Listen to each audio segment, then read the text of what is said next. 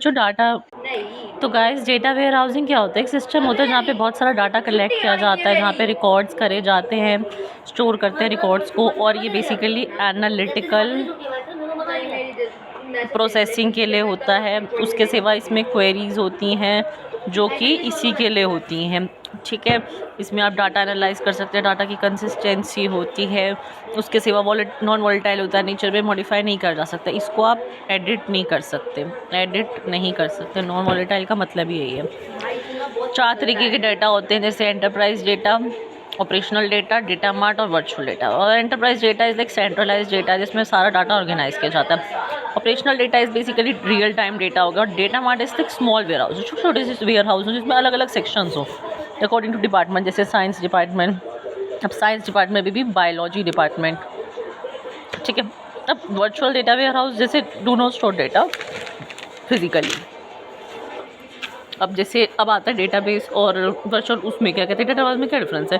देखो ये भी रियल टाइम के लिए मैनेज होता है, इसमें भी क्वेरीज होती हैं, पर इट्स ऑल अबाउट, इसमें जो क्वेरीज होती हैं वो एडिट, अपडेट, इन सब चीज़ों की होती है, राइट। इसकी परफॉर्मेंस भी खैर अच्छी होती है, उसकी भी अच्छी होती है, बट इसमें थोड़ा सा ये ट्रांजेक्शनल बेस्ड होता है, वो एनालिटिकल बेस्ड होता है, क्विक रिट्रीवल होता है। उसके सिवा कंपेलिंग नीड किसकी?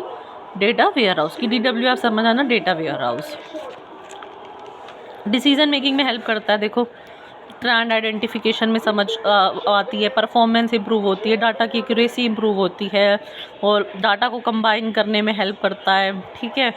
एनालाइज अच्छा होता है, ठीक है। और फिर आता है हमारा डाटा वेयर हाउस के building blocks. Data warehouse के बिल्डिंग ब्लॉक्स कह दो या कंपोनेंट्स कह दो, बात एक ही है, वो आपको कंफ्यूज करने के लिए दिया जाएगा। देखो पहली बात आती है डाटा सोर्स जहाँ से डाटा आया है। फिर आता है ETL means extraction, transformation, loading. Extraction मतलब पुलिंग करना, डाटा को छोटा कर देना, एक्सट्रैक्ट कर देना। एंड देन ट्रांसफॉर्मेशन होता है डाटा को इस फॉर्म से इस फॉर्म में लाना, एक फॉर्मेट चेंज करना, उसको क्लीन करना, बेसिकली क्या करना? क्लीन करना, राइट।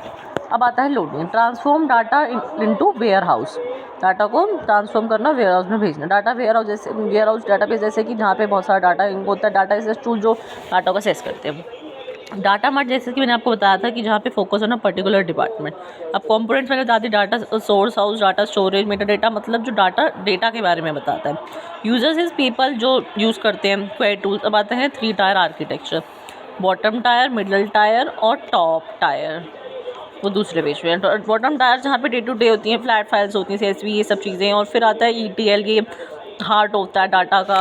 उसके बाद आता है टॉप टायर जहाँ पे बन के ये सारा काम